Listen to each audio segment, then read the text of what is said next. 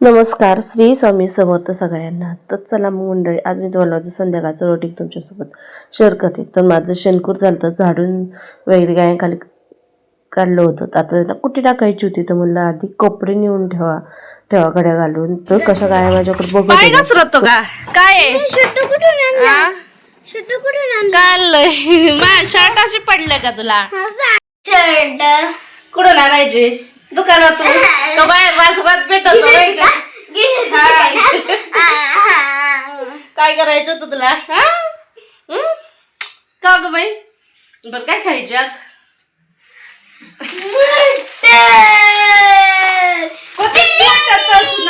भेटतच नाही असं तर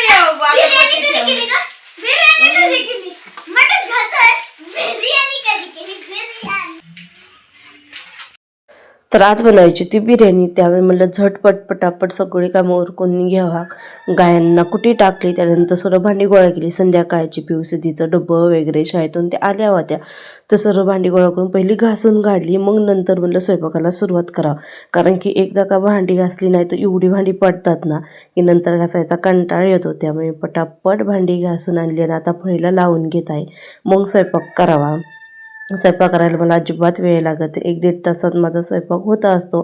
पण असंच मध्ये आधी पिवसिद्धीचं काहीतरी काम निघतं किंवा बाहेर गुरांना खायला टाक किंवा कुटी कर. त्यानंतर मग मी दोन्ही गॅसवरती, एका गॅसवरती मटण शिजायला टाकलं, दुसऱ्या गॅसवरती लगेच कांदा परतायला घेतला बिर्याणीसाठी. आणि सिद्धी म्हणली मी काही मदत करू का, म्हणलं चल बाई. तर ती आलं लसूण ठेचीत होती, तिला म्हणलं मिक्सरमध्ये बारीक करते, म्हणली नाही मी करते. म्हणलं चलतो ह्या पण तेवढा हाताचा व्यायाम होईल. तिचा अभ्यास वगैरे झालता, ती अशीच खेळत होती.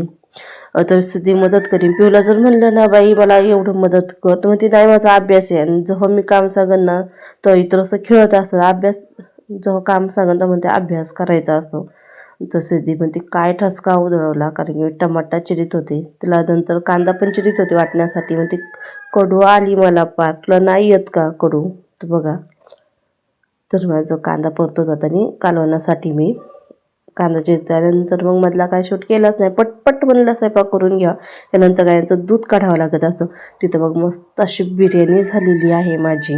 तर गायांचं दूधसुद्धा काढून झालेलं आहे, त्यामुळे काय शूट केलंच नसतं. भाकरी झाल्या. आम्हाला बाजरीच्या भाकरी अजिबात आवडत नाही, त्यामुळे ज्वारीच्याच भाकरी असतात.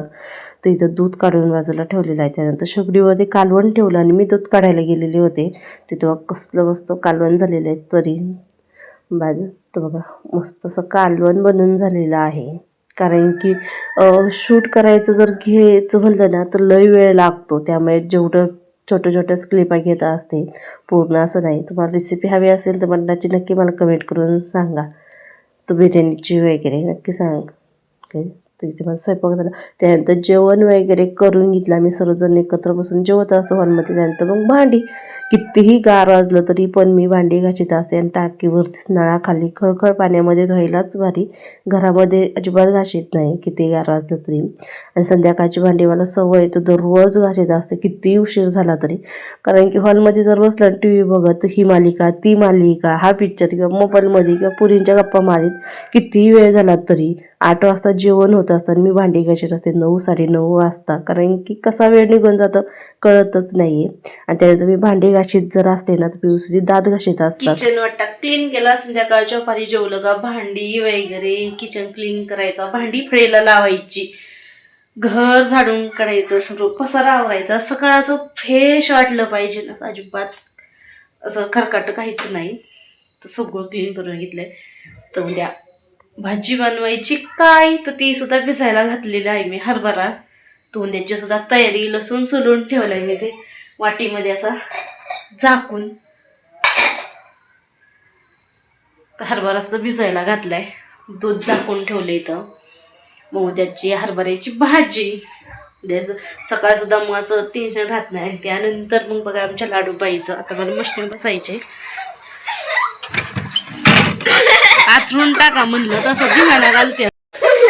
झोपतान का आथरून टाकलंय आणि एकच ब्लँकेट, त्या ब्लँकेटवर भांडणं. नाही काय झोपा शांत. बघते दिवाणवरती बेडशीट अजिबात राहणार नाही. कपडे दोरीवरचे असे कितीही आवरा, ह्या दोघी तशाच करते. मग झोपा खाली गप शांत. आ झोप. तुझं माझं जमेना, तुझ्या वाजून करमेना. आणि किती वाजले 9 9:15 झाल्यात. झोपा. 10 वाजून दे का.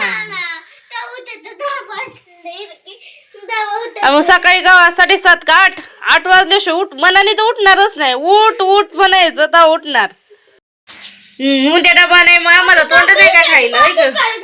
उद्या डबा नाही. झोपा शांत. चला अशा धिंगाणा घालतीन आणि नंतर रडत रडत येते. चला मग तुम्हाला कसा वाटला व्हिडिओ नक्की सांगा. आता माझं मशीनीवर बसायचं. आज अर्धा पार्ट उद्या अर्धा. कम्प्लीट ब्लाऊज होतो 2 दिवसात, कधी 3 दिवस. असं कटिंग करून प्लास्टिकच्या पिशवीमध्ये भरून ठेवते, जेणेकरून कोणी याचं तुकडं वगैरे घेणार नाही. कधी हाताला बोटाला जर कापलं तर लगेच तुकडं कापून घेतात. मग ते विचार नाही घरी ब्लाऊज आहे का काय आहे. मग त्यामुळे मग असं पिशवीमध्ये घालून नीटनेटका ठेवावा लागत असतो मला.